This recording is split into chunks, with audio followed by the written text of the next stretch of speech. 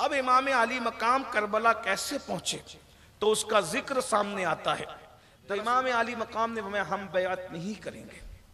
اور ولید کے پاس خط آیا. ولید نرم دل آدمی تھا. ولید نے امام کو بلایا دوپہر کے وقت. حضرت عثمان غنی کے پوتے کو ولید نے بھیجا کہ اس کا حضرت عثمان غنی کے پوتے کا نام عبداللہ تھا. عبداللہ کو بھیجا کہ جاؤ عبداللہ بن زبیر کو امام حسین کو بلا کر لاؤ میں بات چیت کرتا ہوں. تو دوپہر کا وقت تھا. دونوں نے بات کی کہ یہ دوپہر کے وقت تو ولید کسی سے ملتا نہیں ہے لیکن ہمیں کیوں بلا رہے. تو کہا کہ شاید جو ہے وہ ہمارے بادشاہ کا انتقال ہو گیا ہو, ایسا ہی لگتا ہے, حضرت دنیا میں نہ رہے ہو اور یزید بادشاہ بن بیٹھا ہو تو کچھ نہ کچھ گڑبڑ ہے. عبداللہ بن زبیر نے کہا میں تو نہیں جاؤں گا. اور عبداللہ سے کہا کہ تم چلو دیکھتے ہیں. ادھر وہ گیا حضرت عثمان غنی کا پوتا اور ادھر عبداللہ بن زبیر خاموشی کے ساتھ مکہ شریف روانہ ہو گئے. کوئی ولید کے پاس گئے بھی نہیں. امام ولید کے پاس گئے اور آپ نے گفتگو فرمائی تو ولید نے کہا کہ چاہے وہ حضرت امیر معاویہ کا وصال ہو گیا تو آپ نے میں اللہ ان کی مغفرت کرے, اور آپ نے دعا کی, تعزیت کی. پھر کہا کہ بلانے کا مقصد, تو کہا کہ بلانے کا مقصد یہ ہے کہ یزید نے کہا ہے کہ آپ بیعت کریں. اور خط میں جو پورا لکھا تھا اس نے نہیں بتایا کیونکہ خط میں آگے لکھا تھا اگر وہ بیعت کرتے ٹھیک ہے, بیعت نہیں کرتے تو انہیں قتل کر دو.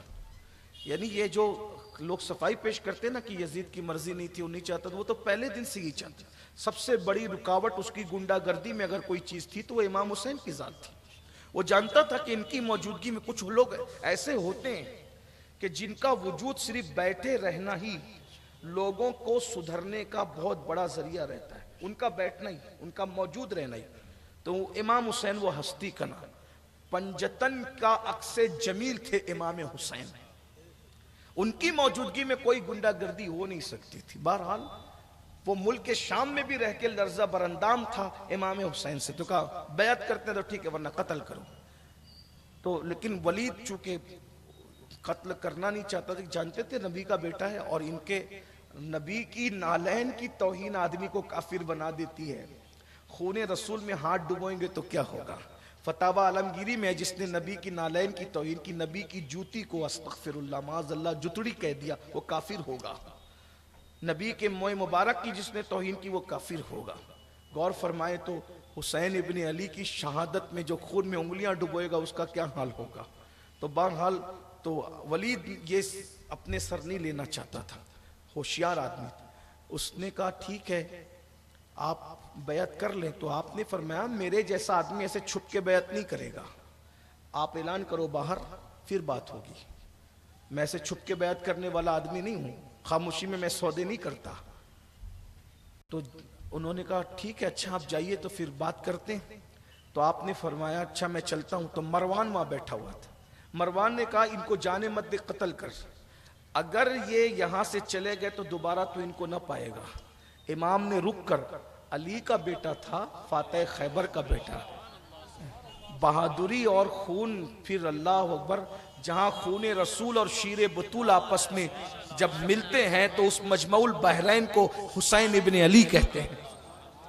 تو آپ رک گئے. قتل کی بات سن کے کہا کہ ولید تو قتل کرے گا کہ یہ قتل کرے گا, یہ بہادری ہے رسول اللہ کے خون میں, تو قتل کرے گا کہ یہ قتل کرے گا. کہا وہ تیرے باپ پر رسول اللہ نے لعنت فرمائی, تو مجھے قتل کی دھمکی دیتا ہے, میں ایسے نہیں کروں گا.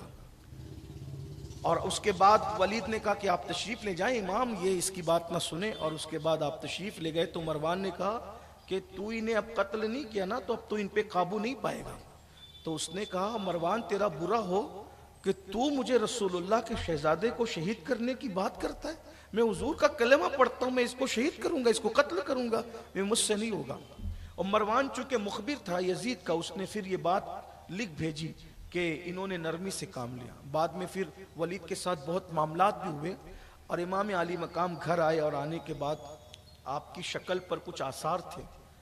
تو حضرت غازی عباس سرکار نے اور دیگر لوگوں نے پوچھا کہ امام کیا بات ہے, چہرے پہ کچھ آثار دیکھتے. تو کہا کہ حضرت امیر معاویہ دنیا سے چل بسے, यजीद बादशाह बन बैठा और वो बैत तलब करता है, हमने बैत नहीं करना। कहा हुक्म क्या है? कहा मदीना छोड़ देंगे,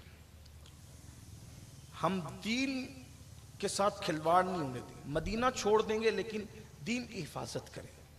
अच्छा तो फिर क्या हुक्म है? तो कहा कि तैयारी करो, हम मदीने से निकलेंगे, यहाँ से कहाँ जाना है? कभी इसका कोई अता पता नहीं, कहाँ जाएंगे देखेंगे, अभी तैयारी करो। अहले मदीना को जब पता चला कि इमाम मदीना छोड़ते हैं, मदीने की सारी औरतें इमाम के हरम में जमा है और बीबियों से कहती है कि आप लोग न जाएं, मदीने की असल रौनक तो आप लोग, हुजूर की यादगार तो आप लोग, सब कुछ तो मदीने में आप लोगों का, आप कहाँ जाते हो?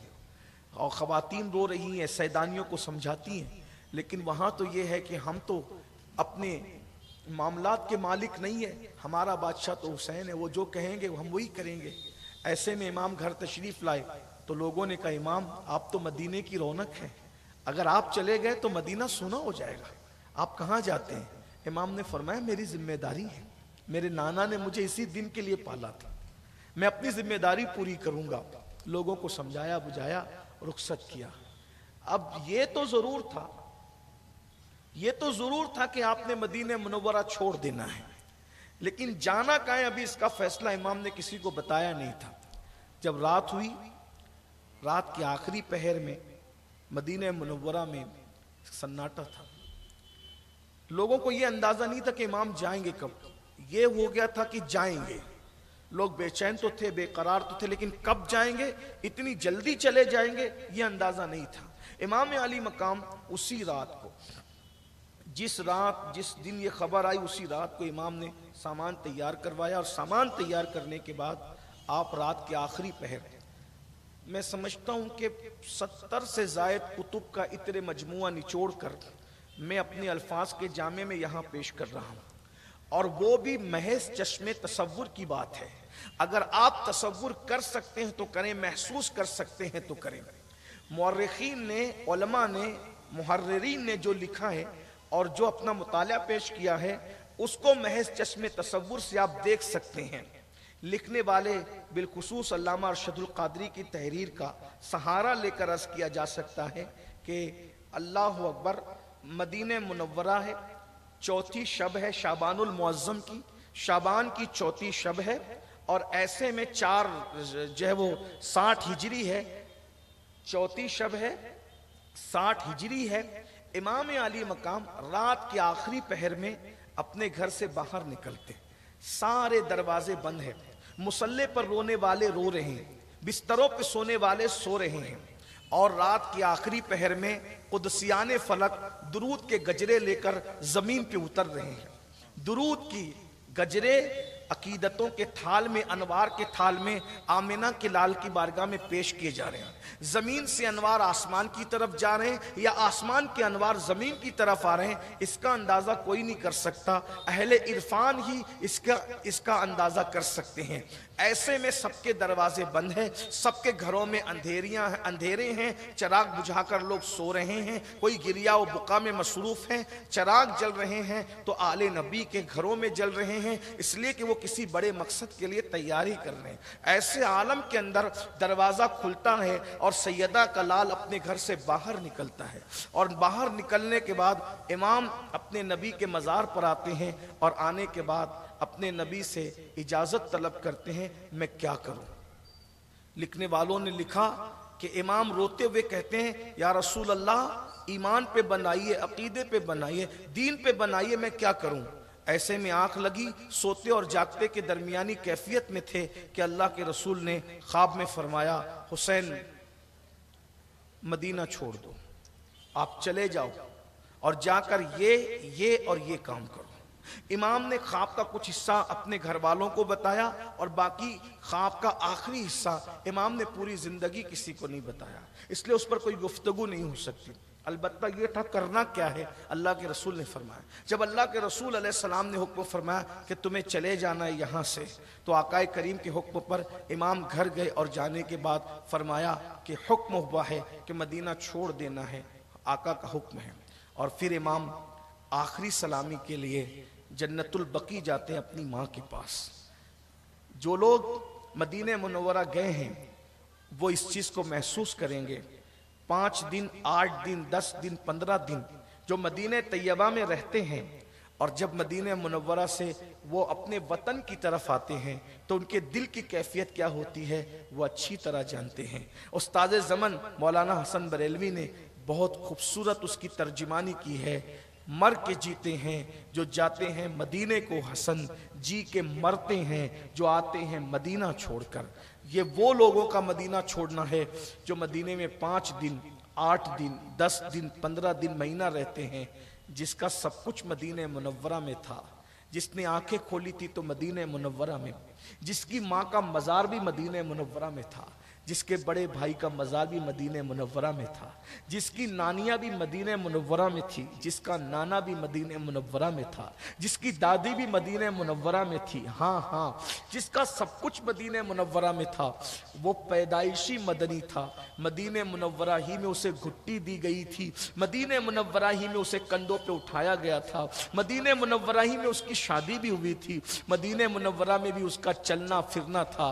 आज मदीने का अस्ल वारिस रसूलुल्लाह का अस्ल जानशीन, अपने ज़माने का, अपने दौर का और अपने दौर के बाद क़यामत तक हर दौर का रसूलुल्लाह का अस्ल तरीन जानशीन, अपनी माँ से आखिरी मुलाकात यानी माँ के मज़ार पर सलाम करने के लिए जब बकी शरीफ में आता है, तसव्वुर करने वाले तसव्वुर कर सकते हैं, अहले इरफान ये बातें करते हैं। जन्नतुल बकी में एक सन्नाटा था और सांसों की आवाज़ भी सुनी जा सकती थी। ऐसे में सैयदा का लाल लात के आखिरी पहर में अपनी माँ की कब्र पर आकर अपनी माँ को आखिरी सलाम करता है। जज्बात का तलातुम क्या था ये तो मौला हुसैन ही जाने, बस इतना जानते हैं कि मेरे इमाम ने माँ को सलाम किया। खुदा जाने सैयदा के मज़ार में क्या कैफियत हुई होगी। मेरे इमाम ने अपनी अम्मी से कहा होगा, माँ जिस बेटे को आपने दूध जिस मकसद के लिए पिलाया था, आज आपका वो बेटा हमेशा के लिए मदीने को छोड़कर उसी मकसद के लिए जा रहा है। माँ लोगों को तो ये कह के जाना है कि मैं कहीं जा रहा हूँ, लेकिन असल बात तो यही है मैं करबला जा रहा हूँ। माँ मैं जा रहा हूँ लेकिन दोबारा फिर कभी लौट के नहीं आऊँगा। आपकी हमारी मुलाकात मैदान महशर में होगी। माँ मैं जा तो रहा हूँ लेकिन दुआ कर दो। जिस बेटे के साथ माँ की दुआएं होती है वो बेटा कभी भी शिकस्त खुर्दा नहीं होता बल्कि वो कामयाब होता है। माँ दुआ करो कि जब अली अकबर के सीने पे घोड़े दौड़ रहे हों तो तुम्हारा हुसैन ज़मीर का सौदा न करे। जब अली असगर मेरे बाहों में दम तोड़ रहा हो उस वक्त माँ मैं अपने जादे मुस्तकीम से हटने के लिए तसव्वुर भी न कर सकूं। माँ मेरी इस्तिकामत के लिए दुआ करना। माँ मैं जाता हूँ, माँ मैं फिर कभी वापस नहीं लौटूंगा मदीने की तरफ। किस तरीके से कहा होगा और क्या क्या अर्जियां पेश की होगी और जो जज्बात का तलातुम किन बुलंदियों पर होगा ये तो मेरा मौला हुसैन ही जाने। लेकिन अहले दिल ने हमें सीना बसीना जो बातें मुंतकिल की वो इतना ही है कि जब इमाम ये अर्जियां पेश कर रहे थे तो ऐसा लगता था जैसे फरिश्तों की चीखें निकल रही हैं। ऐसा लगता था कि अल्लाह अकबर, अहले बकी की कब्रों पर एक कैफियत तारी है। इमाम ने अपनी माँ से इजाजत ली सैयदा मखदूम कायनात से और उसके बाद फिर अपने बड़े भाई इमाम हसन की कब्र अक़दस को चूमते और अर्ज मारूज करते हुए फिर अपने नाना के मज़ार पर आए। हुसैन अपने नाना के मज़ार पे तशरीफ़ लाते हैं। अल्लाह अकबर। एक दिन वो था, एक दिन वो जिस दिन अल्लाह के रसूल आए थे तो सनियतुल वदा में ये आवाज़ गूंज रही थी, तलअल बद्रु अलैना मिन सनियतिल वदाई वजबा शुक्र अलैना मा दआ लिल्लाहि दाई। मदीने मुनव्वरा में सबसे ज़्यादा खुशी का दिन था। वो दिन था जब अल्लाह के रसूल रबीउल अव्वल की 12 तारीख को पीर के दिन अल्लाह अकबर मेरे आका मदीने मुनव्वरा में कदम रंजा हुए थे। और आज सबसे ज्यादा गम का और दुख का दिन था کہ رسول اللہ آئے تھے اور آج حسین حضور کا وارث آج ہمیشہ کے لیے دین کی حفاظت کے لیے مدینے کو چھوڑ رہا تھا۔ حسین نانا کے مزار پر آئے، اہل دل اہل عرفان بتاتے ہیں، تصورات کی دنیا میں ہم سوچتے ہیں تو پتہ چلتا ہے حسین نے اپنے نانا کے مزار سے لپٹ کے کہا ہوگا، نانا جان آج آپ کا حسین جس پر آپ نے اپنا بیٹا قربان کر دیا تھا، ابراہیم جیسا بیٹا جس پر آپ نے قربان کیا تھا، آج اس قربانی کا حق ادا کرنے جا رہا۔ نانا جان جس کو چومتے تھے، جس کو سونگتے تھے، نانا جان جب حسین کہتا تھا کہ نانا مجھے سواری چاہیے تو آپ اس کی سواری بن جاتے تھے، جب حسین کہتا تھا کہ نانا میری سواری کی باغ کدھر ہے، میری سواری کی لگام کدھر ہے، تو آپ اپنی زلف عنبرین جس کے ہاتھوں میں تھما دیتے تھے۔ آج وہ حسین آپ کو الوداعی سلام پیش کرنے آئے، نانا جان میں جاتا ہوں، میرے لیے دعا کر دیں۔ یا رسول اللہ، اے غم گنوں کے غم گسار، اے غم زدوں کے غم گسار، آج آپ کا حسین مظلوم ہے، بس حضور اتنی عرضی کرنے آیا ہوں کہ آقا جب میں کربلا میں امتحان دوں تو میرا امتحان دیکھنے آپ بھی تشریف لانا حضور، تاکہ میں آپ کے سامنے امتحان دے سکوں۔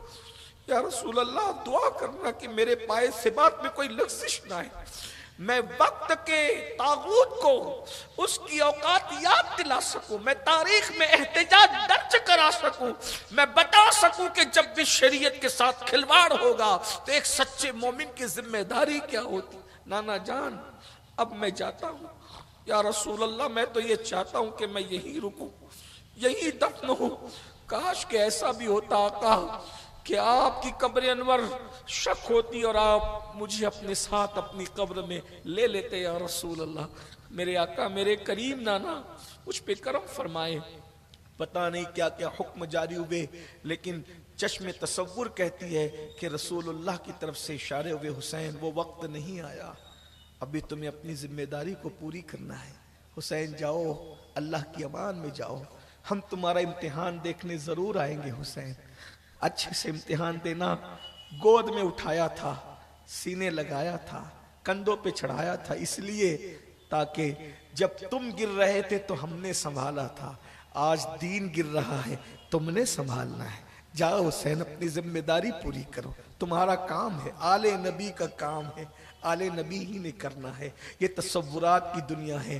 بس اتنا یاد رہا، اہل عرفان بس اتنا کہتے ہیں، مولا حسین نے جب نانا کو الوداع کہا ہوگا تو ہائے ہائے اس وقت کیفیت کیا ہوئی ہوگی، آنکھوں کا تارا ہمیشہ کے لیے جدا ہو کر جا رہا ہے، قیامت تک لوگ نبی کو سلام کرنے آئیں گے، لیکن اب اتنا اچھا کوئی سلام کرنے نبی کو کبھی نہ آ سکے گا، اپنی جسم و روح کے ساتھ، اپنی اصلیت کے ساتھ، دینی احکام کے ساتھ، ظاہری احکام کے ساتھ، اب اتنی اچھی ہستی، اتنا بڑا محبوب کوئی قیامت تک سلام کرنے نہ آئے گا۔ مولا حسین نے نانا کو الوداع کہا، الفراق الفراق یا رسول اللہ، الوداع الوداع یا رسول اللہ۔ اور اس کے بعد مولا حسین پچھلے پیر اپنی پشت کو حضور کے روضے کی طرف کیے بغیر پلٹتے رہے اور نانا کے مزار کو دیکھ کر آنسو بہاتے رہے۔ ام المومنین سیدہ ام سلمہ گھر میں موجود ہے، حضور کی ازواج میں ام المومنین ام سلمہ صرف ایک بچی ہوئی ہے، باقی ساری حضور کی بیویاں پردہ فرما چکی ہیں۔ ام سلمہ کہتی ہے میرے لال مدینہ سونا کر رہے ہیں، مدینہ چھوڑ کے جا رہے ہیں، کہا امی جان نانا کا حکم ہے، میں نے دین بچانے کے لیے جانا ہے۔ اللہ اکبر۔ ام المومنین نے کہا اگر ایسی بات ہے تو ایک کام کرو، بیویاں چھوڑ کے جاؤ، بچے چھوڑ کے جاؤ، تم لوگ مرد چلے جاؤ۔ عرض کی امی جان نہیں، مجھے یہ حکم ہے کہ میں بیویوں کے ساتھ جاؤں، انہیں بھی قربانی دینا ہے۔ ام المومنین نے فرمایا بیٹا وہ کربلا کی مٹی تو میرے پاس ہے، تمہارے نانا نے کہا تھا کہ جب یہ سرخ ہو جائے تو سمجھ جانا کہ میرا بیٹا کربلا میں شہید ہو. کہاں جا رہے ہو؟ ام المومنین سے کہا فی الحال تو مکہ جا رہا ہوں. ام المومنین نے کہا نہیں، تم مکہ نہیں جا رہے ہو، تم کربلا جاؤ. تمہارے نانا نے مجھے یہی بتایا تھا، تمہارے نانا نے یہی نشانی بتائی تھی. تم فی الحال کربلا کا قصد، تم فی الحال مکے کا قصد کرو، لیکن اصل تم کربلا جا رہے ہو. حسین اللہ تمہاری حفاظت کرے. اب امام جو ہے گھر میں آتے تو گھر میں ایک کوہرام مچا ہوا ہے. ایک کوہرام ہے. کوہرام کیا تھا؟ سامان بند رہے تھے، سواریاں کھڑی تھی، کجاوے کسے جا رہے تھے. کوئی روتا ہے اس کو تسلی دینا، کوئی بھی لگتا ہے اس کو سمجھانا. امتحان پہ امتحان ہے، قدم قدم پہ امتحان ہے. لکھنے والوں نے یہاں تک لکھا 7 سال کی بچی سیدہ سکینہ کو ساتھ لے جانا ہے. 1 مہینے کا بچہ جس کی صرف 1 مہینے کی فی الحال عمر ہے، اس علی اصغر کو بھی ساتھ لے جانا ہے. 18 سال کا بیٹا اس کو ساتھ لے جانا ہے.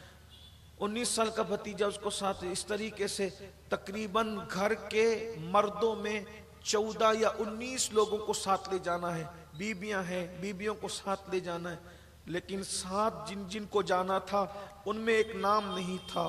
وہ نام تھا میرے مولا کی 10 سال کی شہزادی سیدہ بی بی سغرا کا. سغرا کا نام نہیں تھا کیونکہ اس دن سغرا علیل تھی، بیمار تھی. ان کو فاطمہ سغرا کہا گیا. محققین نے الگ الگ تحقیق کی ہے. بعض لوگوں نے انکار کیا، لیکن بہت سے لوگوں نے لکھا کہ سیدہ سغرا کربلا نہیں گئی اس لیے کہ وہ بیمار تھی. سیدہ سغرا بیمار تھی. سیدہ کو اٹھایا، سینے سے لگایا.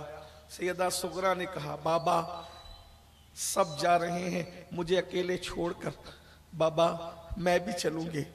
میں بیٹا تم بیمار ہو، فی الحال ہم مکہ جا رہے ہیں، جب تم اچھی ہو جاؤ گی ہمیں خط لکھنا، میں تمہارے بھیا علی اکبر کو بھیج کر تمہیں بلا لوں گا.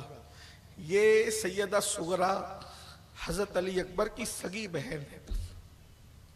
حضرت علی اکبر کی سگی بہن ہے سیدہ سغرا. تو کہا کہ علی اکبر تمہارے بھائی کو بھیجوں گا اور ان کے ذریعے سے وہ بلا لوں گا تمہیں، ہم جہاں رہیں گے تم صبر کرو. کہا بابا کس نے کہا میں بیمار ہوں؟ کوشش کی کہ میں اپنے باپ کے سامنے یہ ثابت کروں کہ میں بیمار نہیں ہوں. تھوڑا سا بخار ہے بابا، وہ بھی چلوں گی تو تیز دوڑوں گی تو ختم ہو جائے گا، آپ مجھے ساتھ لے چلیں بابا. سواریاں اگر کم ہو تو میں تمہیں ستاؤں گی نہیں، مجھے پیدل بھی چلنا پڑے تو میں پیدل چل پڑوں گی. اگر آپ کے پاس سواریوں کی کمی ہو تو مجھے لے کر چلیں، میں پیدل چلوں گی. کہا بیٹی ایسی بات نہیں، تم بیمار ہو، تم چل نہیں سکتی. کہا کہ بابا میں بہت کام کروں گی آپ لوگوں کے، مجھے ساتھ. جو بھی ایک بیٹی کہہ سکتی تھی. یہ تو ایک تصورات کی دنیا ہے، حقائق کون کیا بتائے، کربلا کی حقیقت کون بیان کر سکتا ہے. ایک باپ اور بیٹی کا مکالمہ ایک تصورات کی دنیا میں محض چشم تصور سے ہم سوچتے ہیں تو کیا کیا باتیں سامنے آ سکتی ہوگی. میں تو علی اصغر کا جھولا بھی جھلانے میں کام آؤں گی، میں تو کھانے بھی بناؤں گی، میں تو کام بھی آؤں گی. تم لوگ اگر جنگ کربلا میں مصروف رہے نا اور علی اصغر روئے گا تو میں اس کو گود میں لے کے سنبھال بھی لوں، میں اس کو سنبھال لوں گی. تمہیں ذمہ داری نہیں اٹھانی پڑے گی، لیکن مجھے لے کر تو چلو نا. مولا اپنی شہزادی کو گود میں لے کے سر چومتے ہیں، تسلیاں دیتے ہیں، کیونکہ خاندان نبوت میں بیٹی کی بڑی اہمیت ہے. خاندان نبوت بیٹی کو بہت چاہتا ہے. اسلام میں بیٹی کی بڑی اہمیت ہے. بیٹی کو چوما. بیٹی نے کہا بابا دیکھو میں چل سکتی ہوں، اٹھ سکتی ہوں. لکھنے والے لکھتے ہیں کہ سیدہ سغرا 10 سال کی بچی تھی، لیکن باپ سے پیار اتنا تھا کہ باپ کے بغیر رہنا نہیں چاہتی تھی. کہا دیکھو بابا میں اٹھ کے کھڑی ہوں اور مجھے بخار بہت تھوڑا سا ہے، کئی دن کی بیمار تھی. پوری طاقت کو اکٹھا کیا، سغرا اٹھ کر کے کھڑی ہونے لگی. جیسے ہی کھڑی ہونے لگی دھڑام سے نیچے گر گئی. لکھنے والا لکھتا ہے کہ بیماری جیت گئی. نبی کی سغرا ہار گئی، سغرا ہار گئی. بابا نے کہا بیٹا ہم تمہیں بلا لیں گے، وعدہ کرتے ہیں، خط لکھنا، جب اچھی ہو جاؤ تو خط لکھنا، ہم تمہیں بلا لیں گے. اور اس کے بعد اب اٹھنے کی بھی طاقت نہ رہی. ایسے میں सरकार इमाम ने बेटियों का, बेटी अब बहुत बातें न करो। जिस बेटी से बहुत बातें करते थे, सैयदा सुगरा से बहुत बातें करती थी सुगरा अपने बाबा से, लेकिन आज एक बाप अपना दामन छुड़ाकर अपनी जिम्मेदारियों की तरफ बढ़ते हुए कहता है, बेटी बहुत बातें न करो, हमें जाना है। इससे पहले कि सुबह फज्र का उजाला नमूदार हो, हमें मदीना छोड़ देना है, वरना लोग हमें रोकेंगे। मदीने वाले हमें वास्ते देंगे, मदीने वाले हमें रोकने को, हमें रुकना नहीं है। वो बेदार होकर इस तरफ आए, हमें उससे पहले मदीना छोड़ देना है। बेटी बहुत बातें न करो। सबको साथ लिया। उम्मुल मोमिनीन उम्मे सलमा को कहा, अम्मी जान, मेरी बेटी से मुझे बहुत प्यार है, अपनी अमानत तुम्हें सौंप कर जा रहा हूं। ये मेरी बेटी सुगरा है, उम्मुल मोमिनीन, मैं इसे सौंप के जा रहा हूं, ये आपके हवाले है। और अपनी बेटी सैयदा सुगरा को उम्मुल मोमिनीन के हवाले किया, और हवाले करके इमाम ने कहा, जल्दी जल्दी से अपनी सवारियों पे बैठो। बीबियों के लिए हौदज तैयार कर दिए गए। सब लोग अपनी अपनी सवारी पे बैठे। बिलाखिर चंद रुकनी ये काफिला मदीना मुनव्वरा से रात के आखिरी पहर में रुखसत होने लगा। तसव्वुरात की कायनात ये कहती है, मस्जिद नबवी के दरो दीवार सर उठा उठा कर उस मुख्तसर से काफिले को जाते हुए देख रहे और हसरत कर रहे थे कि कोई जाने वाला हमेशा के लिए जा रहा है। बस लिखने वालों ने एंड पर इतना लिखा कि वो चंद रुकनी काफिला चलते चलते गर्द गुबार में छुप गया। मस्जिद नबवी के दरो दीवार सर उठाकर देखते रहे। बिलाखिर वो काफिला गर्द गुबार में गुम हो गया और मदीने का असल वारिस, अपने ज़माने का रसूलुल्लाह का असल जानशीन हमेशा के लिए मदीना छोड़कर मदीनतुर रसूल से कूच कर गया। और उसके बाद जब सुबह हुई, लोगों ने तलाश किया तो पता चला कि इमाम मदीने से तशरीफ़ ले गए। बिलाखिर इमाम 4 शाबान को मदीने मुनव्वरा से निकले और आप रमज़ानुल मुबारक की शुरुआत से पहले पहले मक्कतुल मुकर्रमा पहुँच गए।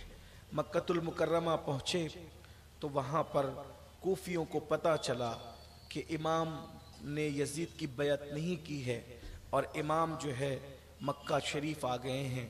तो उन्होंने ख़त लिखना शुरू किए, आप हमारे यहाँ आ जाइए, आप हमारे यहाँ आइए, आप हमारे यहाँ आइए। इमाम ने कूफा जाने की तैयारी की।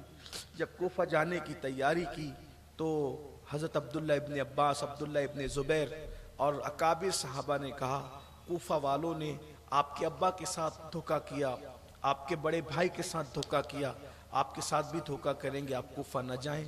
इमाम ने फरमाया, ये उनका ख़त देखो। 150 ख़त में एक ख़त पढ़ाया उनको।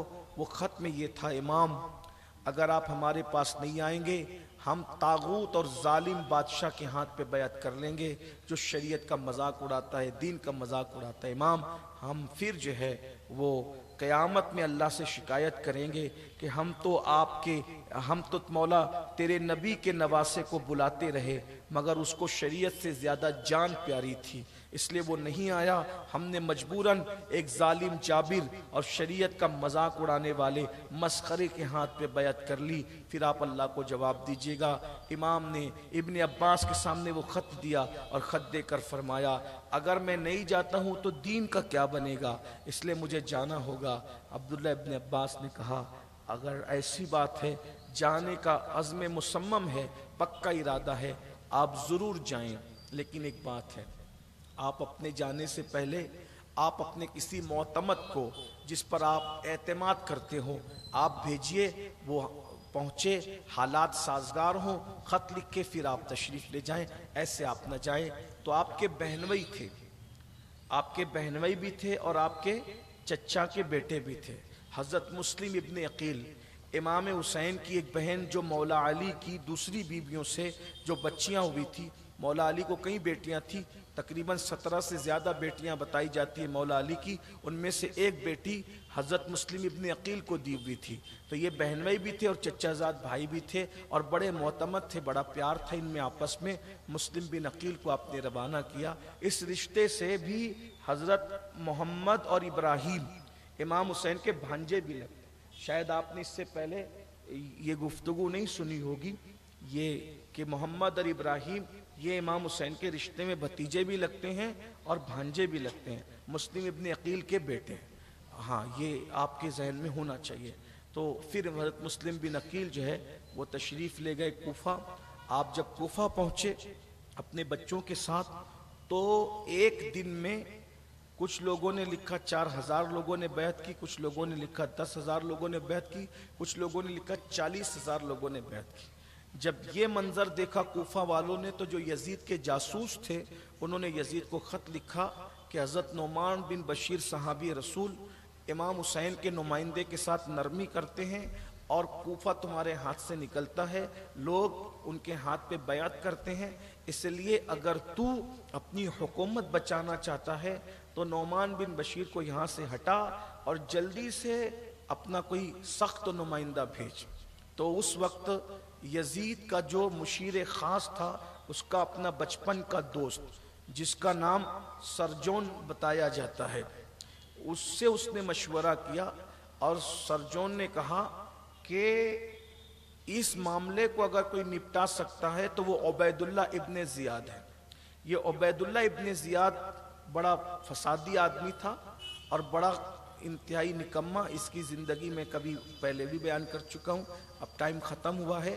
تو اس نے عبید اللہ بن زیاد کو خط لکھا، وہ بصرے کا حاکم تھا، کہ تو اپنی جگہ اپنے بھائی کو مقرر کر، اور پھر جو ہے وہ تو کوفہ جا، اور جیسے ہی پہنچ مسلم بن عقیل کو قتل کر دے، اس کے بچوں کو قتل کر دے، اور جو تیری بات نہ مانے ان سب کو قتل کر دے۔ ان کے لیے قتل بہت آسان تھا، ظالم لوگ کچھ بھی کر سکتے ہیں۔ بس یہی ہوا، وہ گیا اور اس نے حجازی راستے سے کوفہ میں داخلہ اختیار کیا، اور اس کے بعد پھر لوگوں کو ڈرایا دھمکایا، اور ڈرا دھمکا کر کے سیدنا مسلم ابن عقیل رضی اللہ تبارک و تعالی عنہ کو اس نے شہید کر دیا۔ حضرت مسلم ابن عقیل کی بھی شہادت ہو گئی۔